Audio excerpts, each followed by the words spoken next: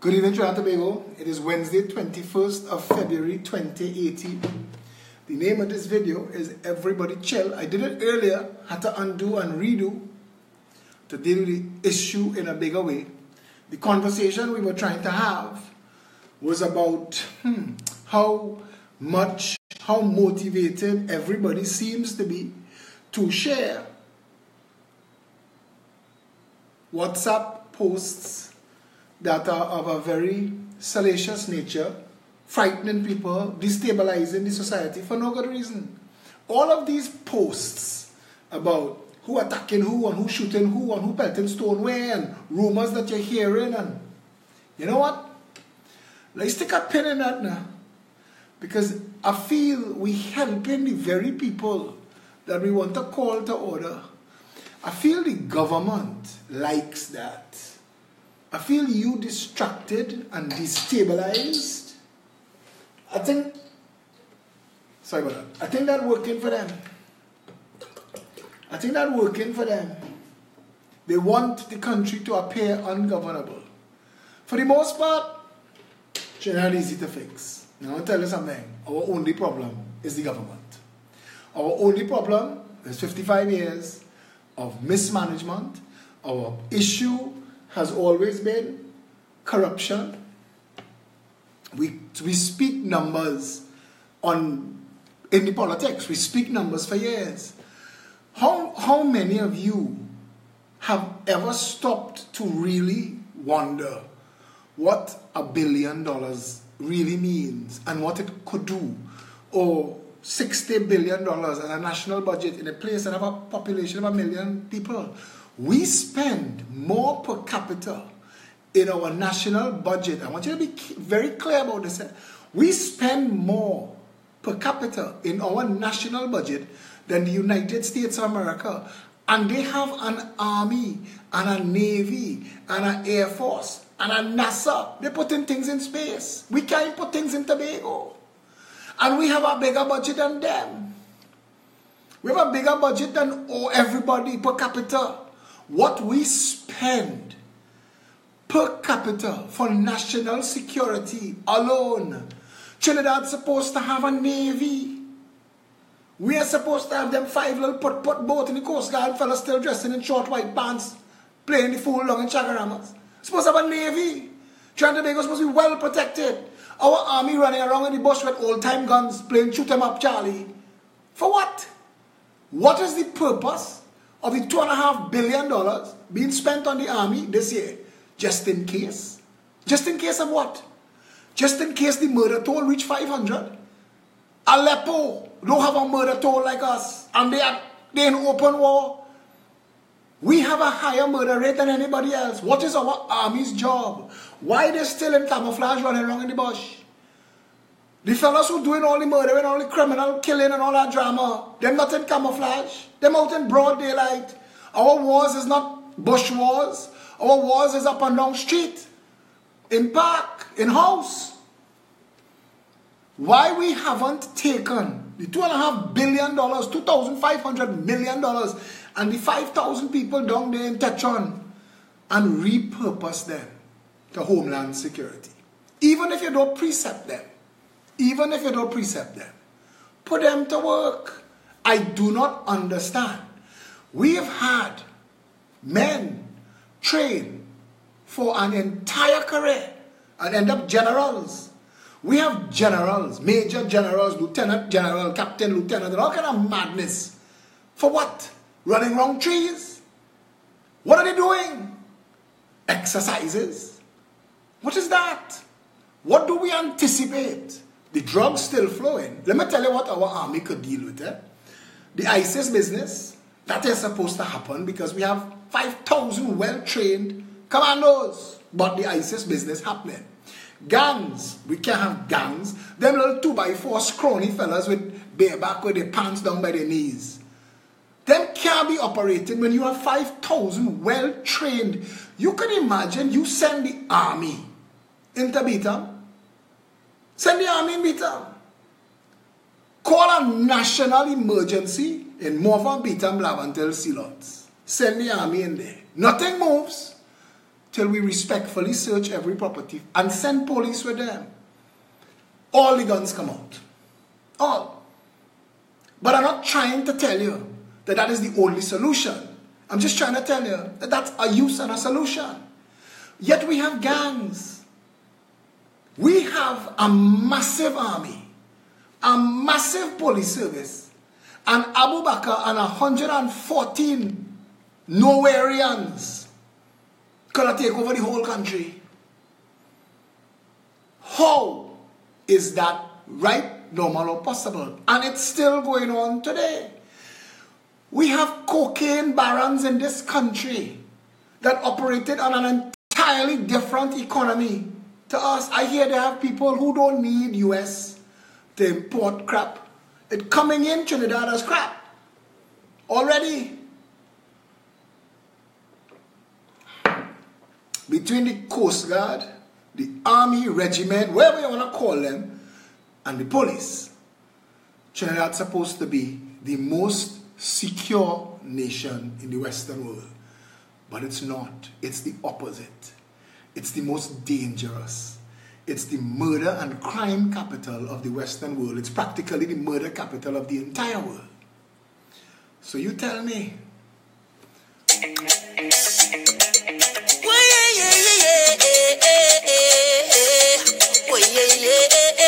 Tell me what they're fighting for. What they're killing for.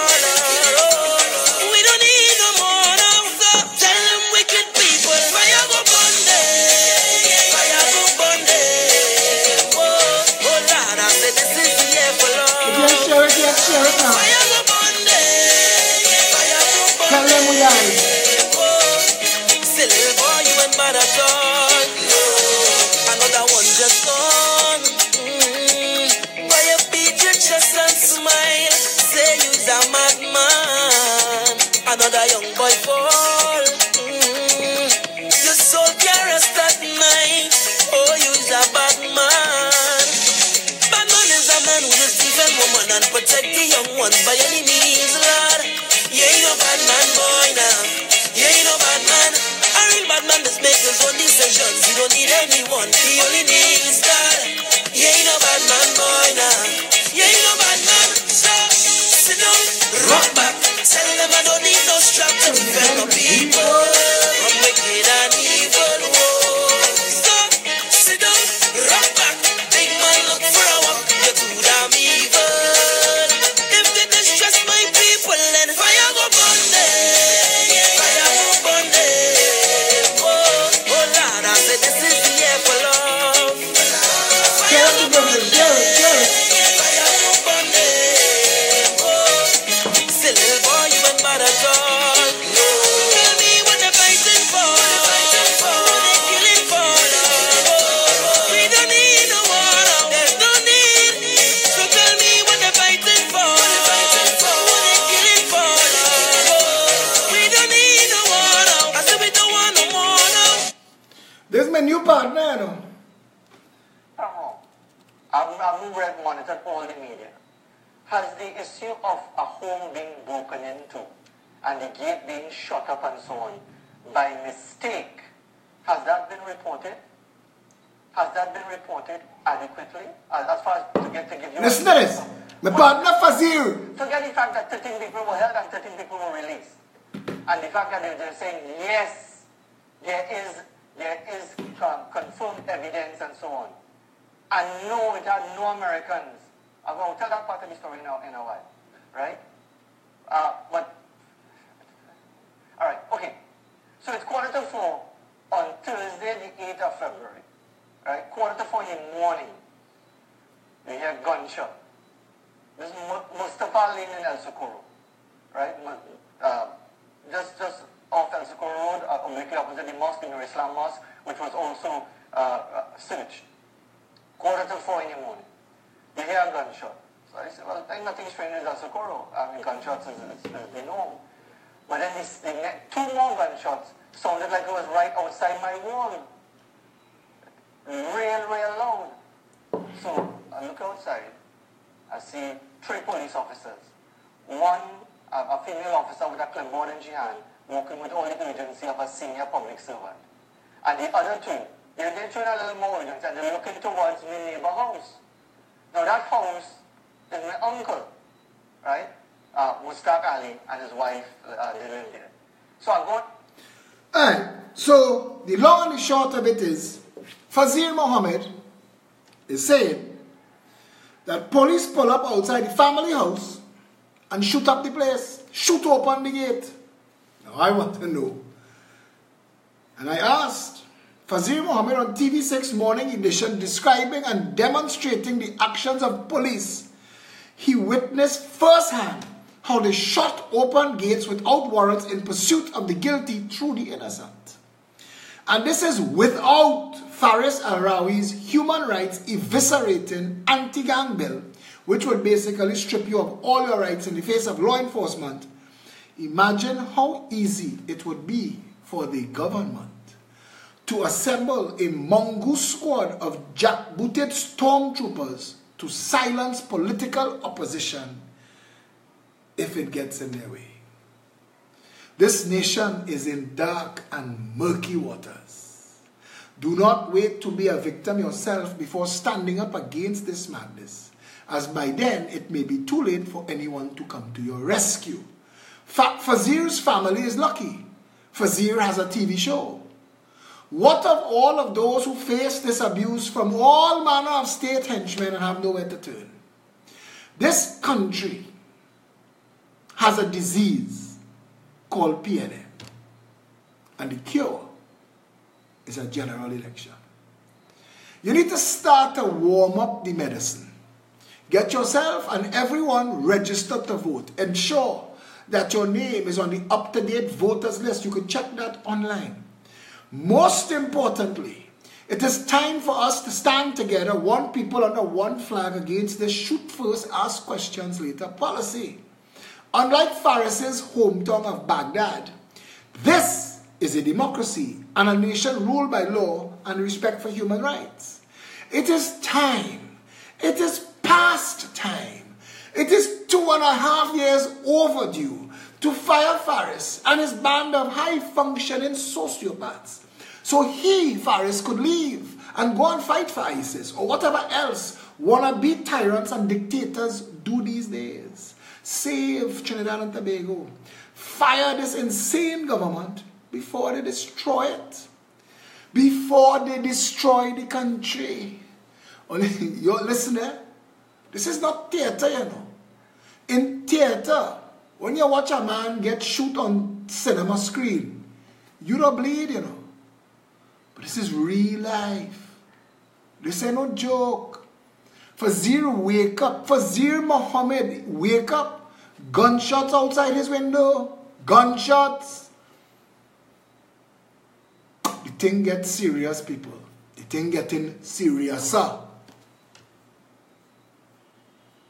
This morning, I posted a picture of the media Barbie dolls and the government ministers that are friendly with them.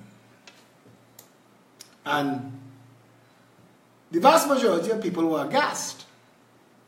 But a couple people fought for their right to be wrong, which is understandable. Trinidad has a lot of people willing to drive the getaway car. And if you're willing to commit crime, they're willing to help you. We didn't get so just by 10 people. Plenty of people was involved. People had accomplices. When you defend wrong, you're an accomplice. You're an accomplice. You may not be getting to feel sweet. You may not be able to lie down on the same bed and light a cigarette after, but you're an accomplice because you're defending nonsense. And I want you to understand, and I have to tell somebody today, because this is not about people's sex life. I am a single man, and trust me when I tell you, I could be a freak. I don't put my mouth in who doing what with who. I don't care. I don't want nobody putting them out in what I'm doing. A man tell me this morning, he said, like, you're jealous. I said, partner, slow your roll, partner. You see me? I probably had more girlfriends and half of these had hot dinners. This ain't about jealous. This is about the media and the government. You see, if Asha Javid, who is the Express hit-em-up child, is really sleeping with the PNM's PRO mouthpiece, do the arithmetic. Nobody wants stress home. She want Chinese boy to pull up and say, honey, you're home. He said, babe, what kind of article you write today on ketos? You caused me a set of stress in the cabinet. She ain't want that in her house. So she writing nice things. Keith Rowley is a good prime minister. He is good for everybody. Low in calories and high in all of the essential nutrients. Vote for Keith Rowley today. You see, that's what they're doing. They're invading the media literally from in front. Literally.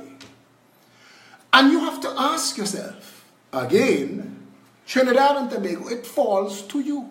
There is a word called behooves. You ever heard that? Behooves. I don't think behooves is used enough in language, but it's there. And in a case like this, I want to behoove you to take an interest in what's going on. You see, when you turn on the news at night, and Goldali is there with Kamal, smiling out at you, telling you what you are believing to be the news, it shouldn't be your responsibility to ask a question when Goldali playing 20 toes and no clothes. Is it anybody in the government? Because you need to know. When Shelley Das, who was the head of news until she was ceremoniously disrobed, no, I won't use that word, she was demoted, but she is somebody who kind of have a reputation for this, long time. That is her business, not mine. And again, Shelley, listen, I knew a man named, I'm trying to be good as 2018. People tell me be more parliamentarian. I was going to tell you all the joke about two fellas named Selwyn and Bulwin. Selwyn used to sell plenty. But the truth of the issue of the matter here is this. Shelley Das, as head of news, needs to guard her ethics, her morality, and her vagina. And I tell you why. She could sleep with everybody else, you know. But anybody that she need to report on, that she might have to deal with as a news item that might come across her screen, shouldn't have any access at all to her ethics, her morality, or her vagina. But Shelley should know that. Shelley's mommy should have told Shelley that when Shelley was small. Guard these things. I have to tell Hema Ramkisoon, you're a big woman. You sit on the television. I remember when Suniti Maharaj said, with a straight face, the Suniti Maharaj that missing since government change, who used to camp up Kamala backside, that Suniti Maharaj, giving Rowley a free sheep to run, boy. Rowley, do your thing, partner. You see, Suniti had a problem with Kamala's sister, but Suniti had no problem with Rowley, child father-in-law. See how that work? But I remember when Suniti Maharaj told the nation, straight-faced, that what the media sells is trust. How could you trust Hema Ramkisoon if there is any likelihood that any of the people that Hema is supposed to be talking about in the morning, she's sleeping with in the night? And if you do it once, you do it 1,000,000 times. I tell you why. That is a line. It is like, they say, close does only count in horseshoes and hand grenades. You can only pull that pin once. It's like a balloon. One prick and it's gone. Your ethics is like that balloon. One prick, Hema, is all it takes and it's gone. Your morality, your trustworthiness, our ability to listen to you straight-faced, telling us the news, and we not thinking in our minds who you had breakfast with this morning, that may have impacted on your opinion of the news. I remember once I went to a barbecue restaurant, and I like to flirt with all the women, the old ladies, and things behind the counter. And there was one woman, she was pouring out my food. I tell her, babes, pack that box like you're packing it for your husband. And I reach home with 3 pieces of potato and one scrawny little piece of chicken. And I drive back. I said, but what's going on here? It's $50 I pay for this box of food. She said, tell me pack it like a packet for my husband, and I'm real vexed with you. Be careful what you're asking for. But the truth of the matter is Judy Raymond knew what Keith Rowley was when she was dating him. Asha Javid has children for different people, either in public life or directly related to people in public life. So Asha Javid is a serial blue light lover. Now, she cuter. I ain't gonna lie. Shelly, I remember when Shelly was Paulo Kernahan's assistant. I know a long time. And she cute long time. And that fella, when he married her, I thought if I was at your wedding, brother, I would toast to you plenty tolerance and a short memory. Because you had to know what you're going in for. Now, again, I don't care who loving who. But the Fourth Estate's job is not to sleep with the government. The Fourth Estate's job is to protect the people from the actions of the government. Yes? Because if it is not that, then what is it for? What is the media for? Public relations for who they're betting? What's it for? Ask yourself. What would be the purpose of a media that cannot be trusted? What would be the purpose of Hema, Shelley, Asha, Desha, Judy, Golali? What would be the purpose of any of them if they can't be trusted? What? And that's the truth. And they could vex, they could cry blood, they could twist their navel string. I don't care. The people of Trinidad and Tobago need to be able to look at you, and I want to tell you, they say people who live in glass houses shouldn't throw cocoa. Every night I sit down here to talk to you, I know that anything that I ever did in my life at some point will come out here. And some are embellished beautifully. I tell people, I've heard things that I have done that I need about 3 more lifetimes to do. Some of them, I don't argue it because it sounds like I had a fun time. I have never been married. So, put that out there. But every girlfriend that I have ever known, bar one, I'm going to send all my haters combing through my files trying to find that one. Every girlfriend that I've ever had, bar one, is an extremely good friend of mine. I am friends with all of them. Except one. And she's a witch. And I hope her hair fall off and her teeth. Nah, just joking. But we ended in a man. And this is not about that. This is not Dear Abby. But I'm just saying that I am the last person to judge anybody's morality in their personal life. You could play, you know what they say, weather for 20 toes and no clothes. But I don't care how much toes in your bed. It's not my business. I remember when Robin Williams said of Bill Clinton, when they had found the blue dress Monica Lewinsky was wearing that apparently had presidential DNA on it, Robin Williams said, I don't care if he's screwing chickens as long as he's doing the job. And at some point, that is true. At some point, that should be the line. My morality, my ethics, is not yours. Some people, big old hoes. Some people, when they go out in public, they're covered from head to toe with just the eyes peeking out, and even that covered with mesh. Your morality, my morality, but the beauty of this world is, and I love this saying, live and let live. You do you, I do me. Well, you know what I mean. But when it comes to the people who's supposed to report on the government, there are a line there.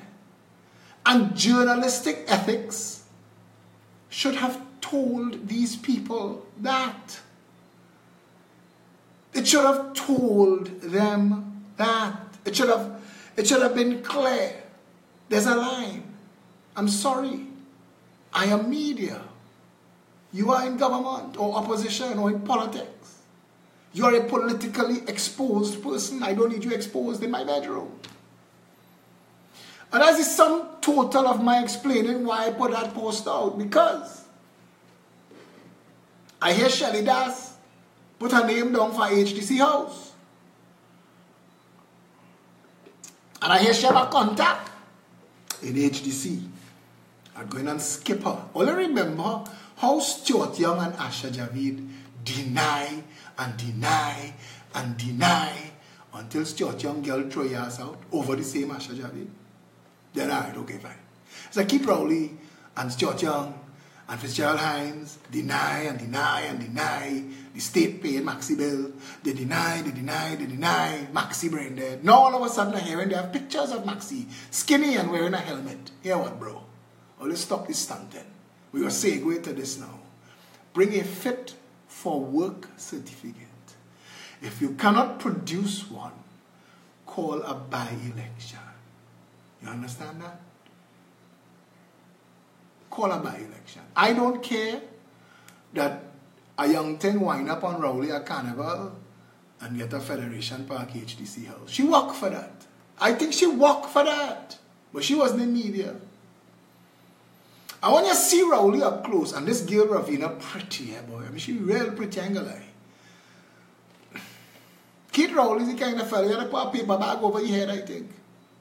Ravina worked for that. Give Shishi house. That is an ugly man to lie down with. I'm telling you plain. Got Sharon. Rowley's so ugly, Sharon cocky eye. She trying to look away. 30 years now. Watch her. You know what it is to look at that man every day. Think about it now, man. We have the ugliest prime minister we've ever had. And we've had some ugly prime ministers. True talk. I wonder if Michael Kwame could sue me because I say Sharon Kokia because Rowley ugly. Anyway, back to the serious thing. Let's come back to the security now. Because there are people on the trail that want to discuss the security. And the security issue is the serious issue. We have enough, and I want you not to understand this. If the government wanted us to be safe, we'd be safe tonight. If the government wanted us to be safe, we'd spend $10 million tomorrow and bring FBI, Scotland Yard.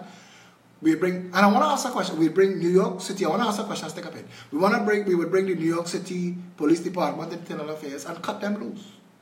Clean up the police service. Identify all of the corrupt criminal elements within the police service so we can suspend them from active duty and begin the process of prosecuting them separate and apart from dealing with the law-abiding, good and decent police that we're left with.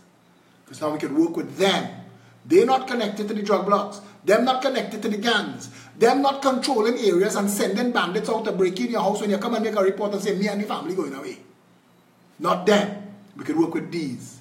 So now we set up the training academy and we give them proper training. And we give them polygraph testing regularly and drug testing regularly and physical fitness and psych profile testing regularly. And then we motivate them. We incentivize them. Yes, you're working for $6,500 a month. But every ticket you write, you see Chinley wife? Them 4 charge should I write. 2 is ticket and 2 is charge. That's what I was told. I don't know. I'm not a police. But it's 4 of them. I had 2 tickets right. They have 2 pending. So now the Commissioner of Police have to tell Trinidad and Tobago if Howard Chinley's wife is on a list somewhere of people who are above the law. Because we need to know. Because if a list like that exists, it's time to stop pretending that this is a real country. If there is a list of people, if Howard Jackass Chinley is on a list of people whose family can be charged for breaking the speed limit, having the child unrestrained floating around in the car like a missile, no permit, no insurance, do what they ask you like. This is not a real republic ruled by law. This is a dictatorship pretending to be a democracy. You get where we going? At least Saddam Hussein had the testicular fortitude to say I doing what the ass I want. Here, they just pretend we have a real country. But Howard Chinley, because he's a politically exposed person, a beneficiary of state largesse, should have shut his mouth and take his charges and paid his bills, but he did not. And now we have to ask of the Commissioner of Police to investigate why all 4 charges were not laid. Is that privilege? Are there a percentage of the society that are exempt from the rule of law? Because I wasn't copied on that memo. And I would like to see where in the Constitution that exists. Yeah? But if the government wanted to seriously tackle crime, Scotland Yard would be here, or the FBI, or New York City Police Department Internal Affairs. And I keep talking about, Philip, there are 50 states. Why New York City? Because of what was done in New York City. And because when Gary Griffith was Minister of National Security, he brought Bill Bratton here. And I had a chance to meet with the man in a small room and ask questions of him. He is probably the best, most knowledgeable police commissioner in the world. And Gary, Minister of National Security, again, Gary Griffith, had a chance and was willing to clean up this country. He was willing to clean up this country. Politics, petty politics, bullshit politics, bacchanal politics, Kamala and she's stupid politics robbed this nation. Kamala playing politics robbed this nation of a proper chance to clean itself up. Gary Griffith was the last best chance. Now we have to look for foreigners. Now we have to look for foreigners and bring them here to help us. Clean up the police service, clean up the army, repurpose the army into what's left of the police service, what's left of the army. Clean up the Coast Guard. Clean it up. Clean it up. Let's stop the pretense. All them ships painted grey, park up in the docks, drug lords doing what they want. Stop it. Stop it now. Stop it. We, the people of Trinidad, have to stop accepting stunts as governance. The country could be safe. It's a 2x4. It's a 2x4. Drive over the country, fly over the country in 5 minutes. 5 minutes. It's a dot postage stamp. Easy to fix. Easy to clean up. All them 30,000 guns, let me tell you something, they have honest, decent police outside there that are constrained and restrained by the bullshit bureaucracy of the country. The rogue and criminal elements are above them in the police service and the failed justice system. And every morning they have to come to work and look at those 3 things before they start to do their job. If those impediments to progress was removed, if police officers could have relied on their superiors, if police officers didn't have bureaucracy to their performance, if police officers could rely on a justice system that as they make their arrest, they can handle the prosecution, they would bring every criminal in this country to justice like that. And I want them to make the money. The same way the records make money. I want to put a bounty of $1,000 on every illegal gun. Every illegal gun you bring in with no human attached, no problem, $1,000 cash right here. Look at here. Melt it down, because you know, they say Chile don't recycle, but we're recycling drugs and guns for decades. But I think that's the only things we recycle, drugs and guns. So make sure that you shoot it. I know you have to shoot it into a barrel to get the ballistics of the gun and record it in case you find other examples of this gun having done bacchanal. You could have recorded its existence and then melt it down, damage it, make it impossible to ever be used as a gun again, and pay that police officer $1,000. If he bring attached to that gun a criminal element, give him $5,000. One less gun-toting bandit off the street. If you do the arithmetic, because they have to send 30 police, 40 police, you ever see? Work out the man hours, and I'm telling you, every gun-toting bandit that you bring in, that you successfully prosecute, that you have enough evidence that he can be prosecuted and sent to jail for his crimes, $5,000 bonus. You got $1,000 for the gun. You do one of those a day. Do them arithmetics, $150,000 a month. Now everybody want to be police. When they put out a call for police, the line stretch from here to Santa Cruz. Pay your police well. Repurpose your army into national security alongside the police and incentivize them also. Where them gangs headquarters and thing is, we want to see scorched earth. It must done. Trinidadians must get from where we are to being one of the safest nations in the world in quick time. We must do it so well, so sustained, that bandits don't even think about crime. They don't even think about it. The truth of the matter is, right now in Trinidad and Tobago, crime from the top down pays. White collar crime, no collar crime, blue collar crime. You don't even have a shirt crime. All crime pays. We need to fix that. And it's easy to fix. Trinidad could be safe. Trinidad could be secure. You could go about your business in the night knowing. You ever see in the United States, you dial 911. The person on the other end says, "What's your emergency?" That's all they care about. Is it a fire? Is somebody sick? Is it, do you need police? What's your emergency? And as you start to scream into the phone, it's being recorded. But this person trained to deal with you as a caller. Immediately, as you are talking, she's typing into her computer that's sending it out somewhere. It's going somewhere. This call is being actioned. You said, the child just get bite by a snake. She typed snake bite. It already started. It's the train done start to lead station. They're seeing you, your call. They have no block number.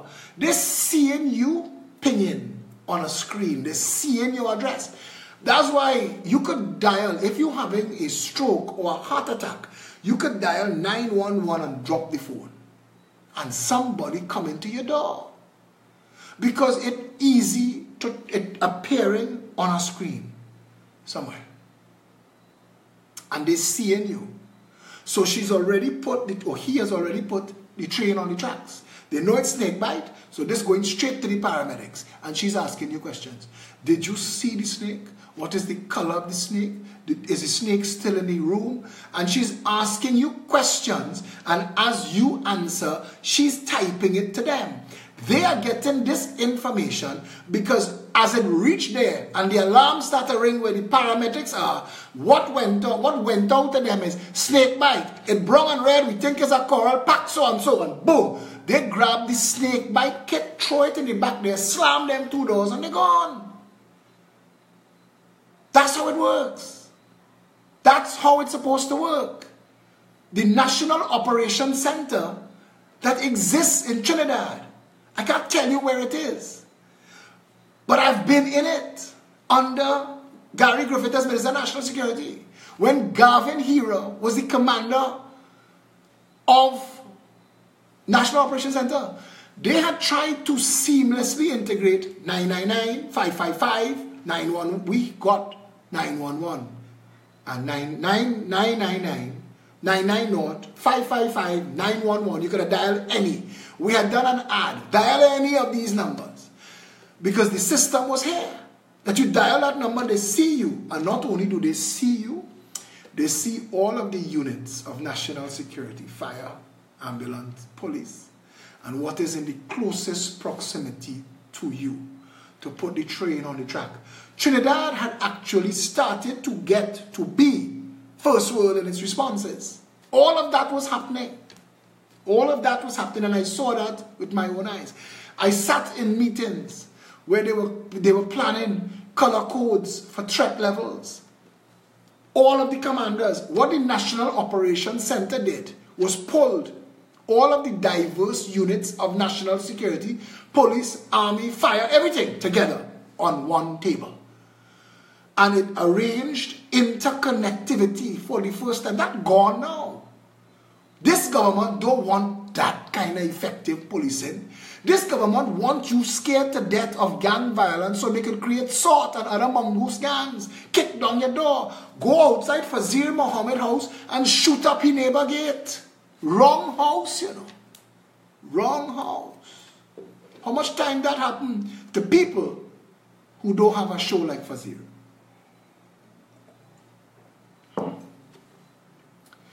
And I'm saying to you, I want to say it clear. That's what I said today. Everybody chill. Stop helping them with their shock doctrine. Stop helping them. I find it was too convenient.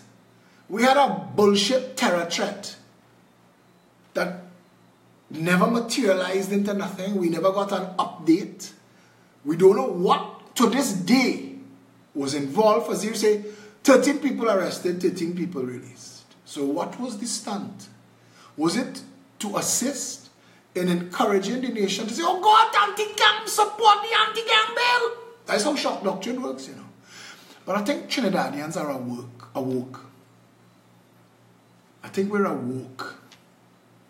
I think we're not getting fooled. So that threat, and we've averted a massive, people tell me, the rabbit hole runs deep. I say, miss me with your bullshit now, man. I know how to listen to the ground. Trinidadians don't hide anything. Police know. When robbery take place in this country, go back in the community 24 hours later and see who just buy a new watch. Who just buy new rims for their car.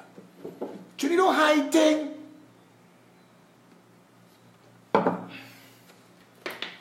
I find that whole riot in East Port of Spain, and I feel sorry for those people. You know. There's abuse and misuse and use those people conveniently to sell their message. Those people in East Port of Spain, if anybody should spit on Balize House, it's them. They deserved so much better as governance. And if that were you, living on that side of the fence, looking at the world through the impossibility of their existence, you'd understand. You can't understand now. You can't. Marie Antoinette did not understand when she was told the people have no bread.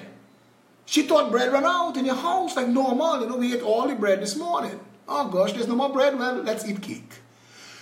She didn't understand that bread was the last thing. That they had come down to bread and water. There was nothing else. And when the bread ran out, the people have no bread. She said, let them eat cake. They took her head.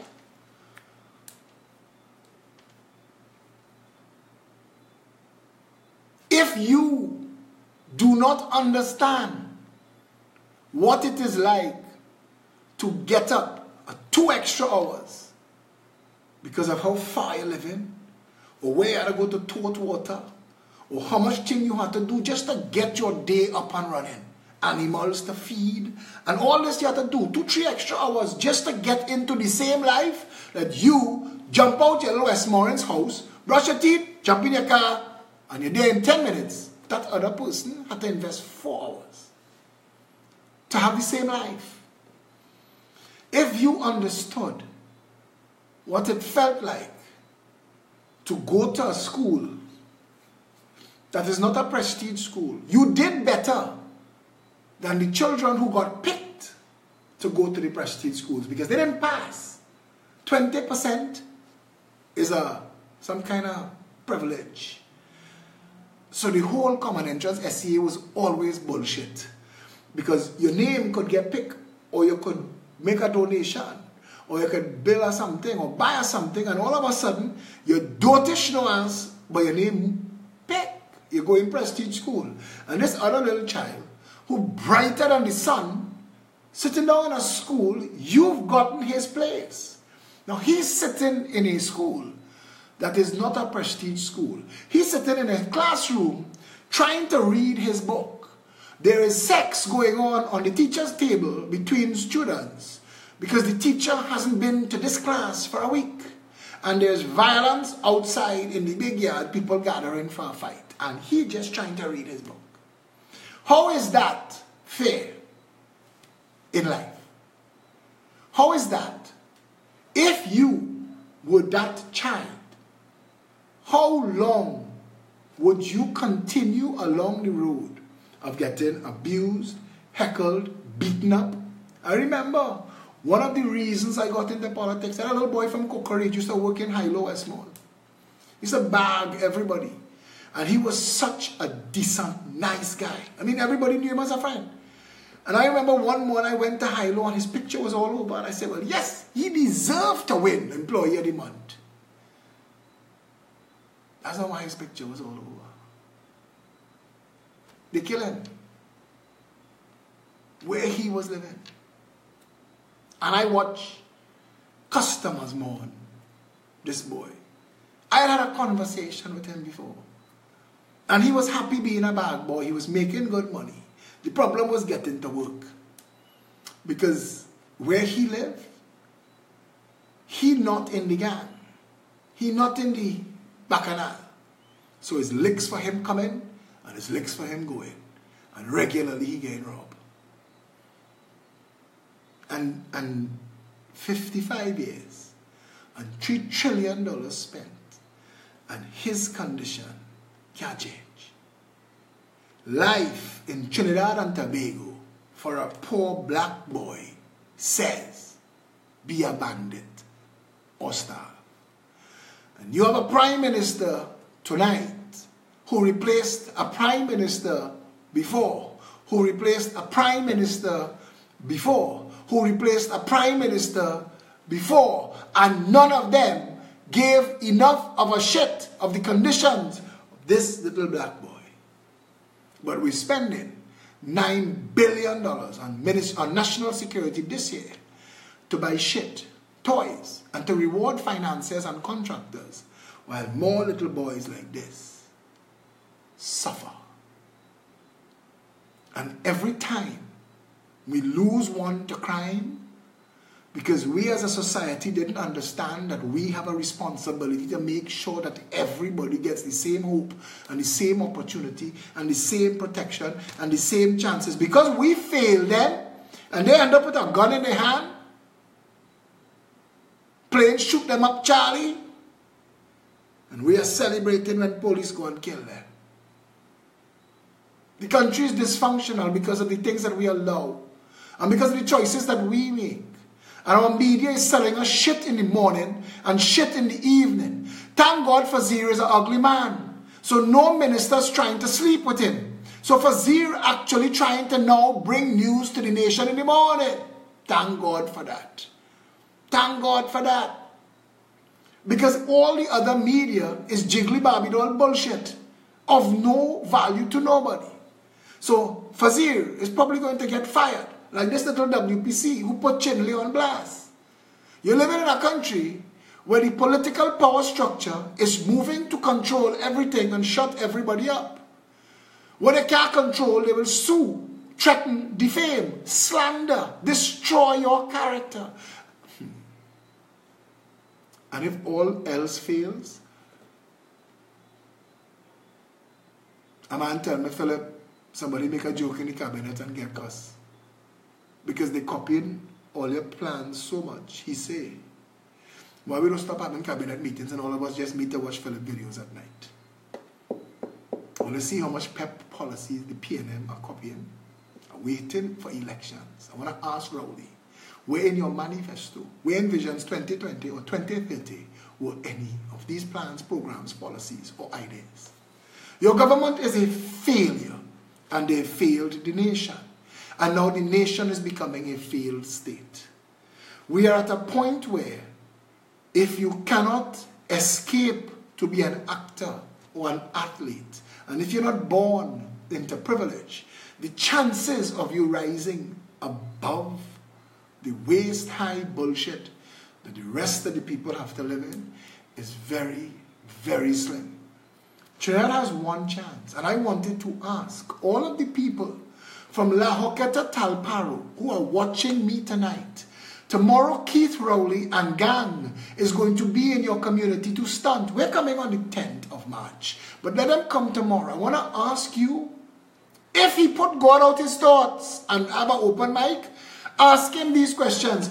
If he don't have an open mic, raise your hand. Say, Mr. Prime Minister, I want to ask you a question. You're in office 2.5 years. What have you done for La Hoqueta Talbaro? You're in government 2.5 years. Your political party has had economic and political control of this country for 46 years. Why is it that less than 50% of the people of this country have pipe-borne water? And of that 50% of the people, less than 20% can say they have a reliable water supply, despite billions of dollars being spent on WASA. Sir, can you tell me why the HDC pays millions of dollars for substandard properties from overnight contractors and then tries to sell them to the people at inflated prices under which they cannot afford, and then have to exact a political pound of flesh and use HDC houses for voter padding? Why couldn't you and your government that has been in government for 46 years, Mr. Prime Minister, enacted a housing for all and a water for all policy that saw everybody in this country receiving the same opportunities where the opportunity to own a home is concerned, or access to clean drinking water? Mr. Prime Minister, I want to ask you why in 2018, this country, having spent over $55 billion on healthcare in the last 10 years, if I were to walk into Casualty tonight, I couldn't get to see a doctor, or I couldn't get a bed if I was supposed to get a bed. If they tell me stay, Mr. Prime Minister, could you tell me, and if I get to see a doctor and I get a bed, they have no medicine? Mr. Prime Minister, could you tell me where the $5,500 million we are spending on healthcare is going this year? Mr. Prime Minister, why is it that despite your government, your party being in office for 46 years of the 55 years that we're independent, can you tell me why it is that only a small handful of the schools function and the rest of the schools produce functionally illiterate drones capable of doing nothing but working as security guards and KFC cashiers? Mr. Prime Minister, could you explain to me why your political party and your government has never embarked upon an equal education policy for all that makes prestige education available to every child? Mr. Prime Minister, could you explain to me how, despite your government spending $90 billion in the last 10 years, this country is still a narco state? You could have admitted to the nation that there are 30,000 illegal guns in this country. Your Minister of National Security admitted that at least 57 people, 57 women of this country were stolen and trafficked. Mr. Prime Minister, can you answer for that? Mr. Prime Minister, can you tell me why your political party and your government never embarked upon a national jobs policy, a training assessment policy, a national certification policy? Can you advise this nation, Mr. Prime Minister, what your tertiary education policy is? Can you tell us what your food production and food production targets policies are? Do you have comprehensive data as to consumption in the country? Mr. Prime Minister, what are your plans to diversify the economy 2.5 years later? What have you put in train? You see, those questions, if you ask him that, he will try to duck and talk about grooming and cat and pipe, but ignore him. Pin him down. Mr. Prime Minister, why should you be Prime Minister when you cannot run the country? Mr. Prime Minister, could you explain to this nation why your legislative agenda includes nothing that gives the people broader and deeper human rights, but in fact attempts to eviscerate it? Could you explain to the nation why your Attorney General is so hell-bent on removing essential human rights from the population? Mr. Prime Minister, can you account for the hundreds of millions of dollars being spent on make-work contracts that benefit nobody? Could you tell us why $1.2 billion later, despite the fact that you stood up in the parliament and told the nation that UDCOT made your government, then Patrick Manning's government, of which you were an integral part and a senior minister, could you explain why after spending $1.2 billion on Taruba, which was budgeted for $126 million, you still found within your heart to spend the next $200 million rewarding wives of contractors and ministers when people suffering for food in this country? Mr. Prime Minister, could you explain to this country why the Central Bank and the Ministry of Finance cannot control the foreign exchange, but companies that import and sell extraneous and irrelevant products have their shelves packed to capacity?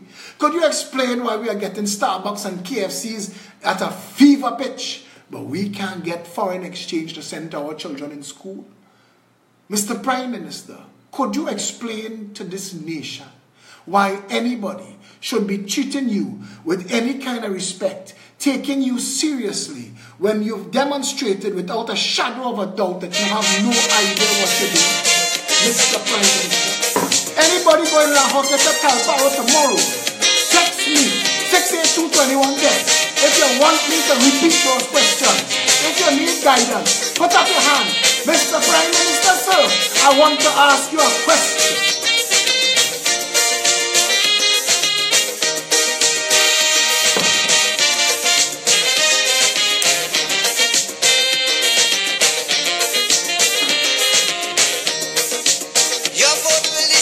Take this song seriously. Our destiny. Your vote will decide what you want to be. Your vote can foretell our country's fate. Move and use it well before it's too late. If it is that who you're voting, fail beyond a doubt. When you're voting, vote them out. Vote them out. If it is they prove it to be only full amount. When you're voting, vote them out. Vote them out.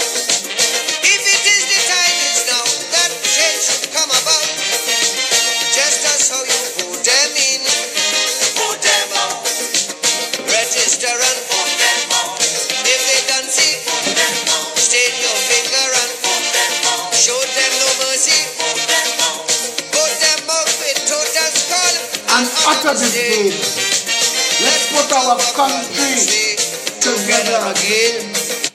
On the 10th of March, we are coming to you in La Hoqueta Talparo with answers to all of those questions. Healthcare that decentralizes healthcare to all 41 constituencies, that puts every citizen within 5, 7, and 10 minutes of any health emergency. That we will put ambulances in every fire station, and where there are vast constituencies, in police stations as well. That our and those health facilities will be 24/7 accident and emergency equipped, capable of handling minor surgeries, and they would be outfitted with their own dedicated ambulance, because they will be created to stabilize stroke, heart attack, gunshot, accident, dismemberment. But if they can't deal with what you have, they could stabilize you and send you to a bigger hospital. We will be making sure that education serves all the people. We will zone the schools, make all schools 10-year schools, abolish the child abusing SCA. We will give each child a GPA, and the collective children's performance will determine the teacher's performance, and all the teacher's performance will determine the principal. We have a water for all policy that decentralizes water production and distribution away from Wassa. Wassa will be reduced to bulk water transmission, and each and every region and constituency will have responsibility for their own water, gathering, catchment, purification, and transmission. All of a sudden, water for all will be able to be counted collectively in 41 constituencies, and not by each mile of pipe bandits and contractors robbed from the treasury. When we talk national security, we're talking about a maritime security wall that shuts this nation's borders down cold. We're talking about unstuffing the containers and removing the port to Point Lisas in a facility 5 times the size that unstuffs the containers. So nothing, no contraband whatsoever coming in or going out. When we talk food production, we're talking about distribution of farmland at no cost to farmers based on performance. If you don't grow, you lose it. If you grow it, we buy it. We tell you what to grow. We work with you. We tell you in this region, we grow in peppers, we grow in Pump City, we grow in pineapple or pomerac. We have a plan based on consumption data, and we will use it to keep the price down. With a policy like that, in quick time, the cost of food in this country will fall by about 2/3. We have a policy for flooding, for plastics. We have a policy for the environment. We're talking about an environment bill of rights where it will be illegal to cut down a tree without a permit, and you need to be able to justify why you want to cut a tree. In its place, you have to plant 15 others. We have an animal bill of rights and a human citizens bill of rights. Trinidad and Tobago, we're talking about deepening and broadening your human rights, not eviscerating it like this government. We're talking about undoing and redoing the justice system, putting a clock on every civil matter 3-year limit and on every criminal matter 5-year limit. And if it go over 1 day, it is dismissed and tossed. And all judges who cannot keep their cases within 3 and 5 years will be relieved of duty. We're talking about bringing in international law enforcement to set up internal affairs in our police service and keep it so on an annual rotation, so you can't even get accustomed to them and bribe them. We're talking about removing the rogue and criminal elements from the police. We're talking about incentivizing our police officers at every crime, every arrest, every prosecution, they get a bonus, and we put in body cams and dash cams to prevent zealous and wrongful prosecution. We have a plan that rewards teachers, farmers, police. We have a plan that undoes and redo the army and repurposes it to national security. We have a plan for every single thing. We have a jobs program that leaves no citizen behind. No more URP and CPEP painting stones white. Proper training database program that puts people to work in skills and trades necessary to the development of the nation. We're talking about making sure that we have ambassadors and high commissioners at work all over the world, selling Trinidad and Tobago to the world and bringing foreign divestment, foreign direct investment into Trinidad and Tobago. We're talking about 3 ministers of finance, 1 to run the economy and the other 2 to diversify it. We're talking about making Tobago the tourist capital of the world.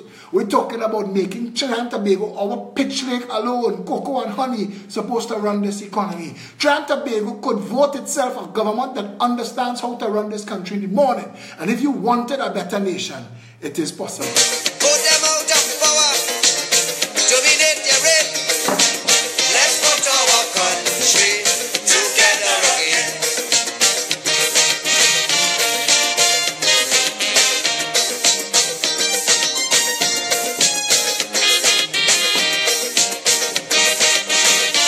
The PDP is on an election footing.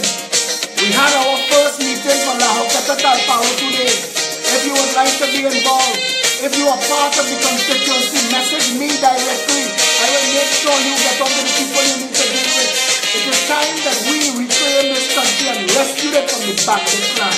That time is now. If for 30 years you voting them in, and these only tears As soon as they win, they give you big words that enslave your soul, promising your roads and giving potholes. If they are the reason why the economy goes sprout, When you're voting, vote them out. Vote them out. if it is the passing laws That them alone and Chinley and Paris when could you're flout. voting, vote them out. Vote them out. If it is the building ISOs, east, west, north and south, Yes, that's how you vote them in. vote them out. Register and vote them out. Totally Vote them out. state your finger and Vote them out. rescue the country. Vote them out. Vote them out with tempo. They happy in faith. Let's put our country together again Vote them out with calypso and joyous refrain. Let's put our country together again. The day of the stunt artists and the zealous over-promising, under-delivering politicians must come to an end. Trinidadians must wake themselves up, arm themselves, inform themselves, empower themselves, and put their politicians on the spot. Ask Randall Mitchell, what is your government's housing policy? What have you done in 2.5 years? Ask Shamfa Kujo, what is your government's tourism master plan? What have you done in 2.5 years? Go and ask Woodsman, what is your education policy? What have you done in 2.5 years? Go and ask Dayal Singh, what is your ministry? What is your health policy? What have you done in 2.5 years? Go and ask Rampa Boy, what is your sport policy? What is your youth policy? What has been done for the youth and the athletes training so hard all over the world? Why must Torpedo Thompson and the rest of them be going public and talking about how difficult it is for the youth that represent this nation for sports, flying the red, white and black, could be catching their ass? So why do we have athletes surrendering their flag and embracing the United States because the United States alone helping them? Trinidad and Tobago, all of this and more, all of it and more is unacceptable. What the people of Tobago going through, unacceptable. What the people of Morva, Beetham, Lavantil and Sealots have been going through, unacceptable. What the people of La Hoqueta and Talparo have been living with is unacceptable. Everything in this country is broken. Nothing works, and that is unacceptable. And if you want to do better, tomorrow night on Frontline, Janice Lemon Creaky, the PRO, and Anthony the Food, the deputy PRO, they are having a show, a Frontline show about representation of the people. And they are asking you to call in. They are going to be announcing the number of the show, and I will be sharing it on my page. You want to be able to call into that show and you want to be able to ask questions. I'm going to close with a song that I love. I just want to tell you something. 19 Stanmore Avenue this Saturday at noon. Come out in your thousands. Come out. Bring cake and sandwich to share and doubles. We are a loving family. Come and be a part of it. peptrinbago@gmail.com. peptt.com, pep app, PEP, that's the app. It's at all the app stores. It's free to download. 347-4PEP. It is time for us to change. Progress is impossible without change. It is time for us to change. Those who can't change their minds We have to change can't how we change look at anything. politics. We You have to can't change how we what's look at going each on other. around you. We have to change Until you what start we changing accept as what's going on. deliverables from a You government. must be the change This you nation wish to needs to see come in the together, world. one people In the under one itself, flag, George and Queen change Show, what we your accept tango, from all of these Mahatma mocking pretenders that have masqueraded as government. If you can look as far as I see, within this great land we call TNT, there's birds and bees, rivers and seas, pretty woman bringing man to their knees. Treasures of this blessed land we always neglect like ISO and pan. I find it so strange the way we arrange. Still this nation don't know how to change. To some change it might just mean a new car. Change could mean less than $1. To most change have this nice scent we usually get from the government. You see, change is something we always say, but every time we change things remain the same way. Things keep getting worse and worse, so this is what I propose. Let's change the change for a better nation. Change the change for all foundations. Change the change so that we could say that this nation here came from quite down there. I say change the change within we school systems. Stop changing ministers and change what we teach them. Cause things won't change despite all we do if change doesn't start with you. Yeah, yeah.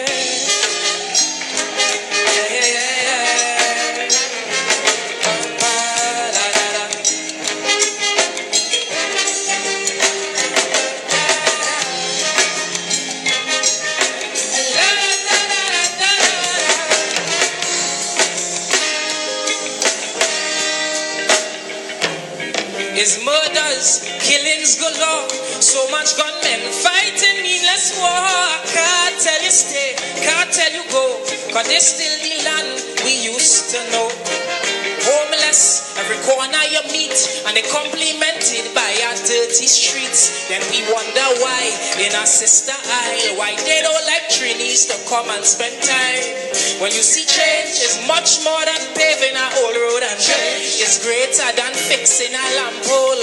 Change is about the whole nation and how we are portrayed when the party done. who set these standards in my TNT. I really wish somebody here could tell me it's just the same thing again and again, like we leaders don't use the brain. So change within our country. Change so the whole world could see. Change for a better future, so we don't have to depend on our next mayor. Say change within the society, otherwise we have a bandit factory. But things won't change despite all we do if change doesn't start with you.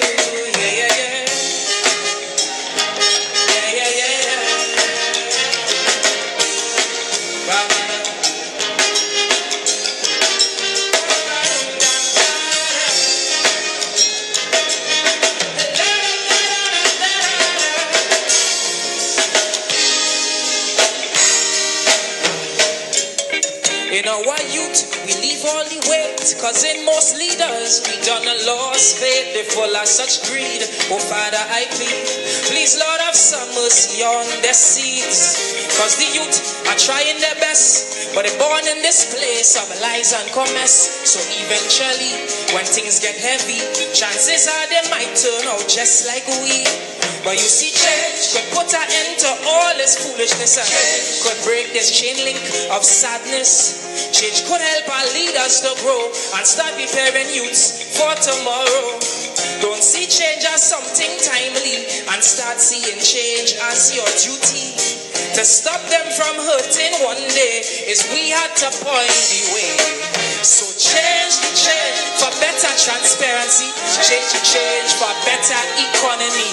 Change so no man one day go take we money and just fly away. I say for young Calypsonians and stop saying culture is in good hands. But things won't change despite all we do if change doesn't start with you.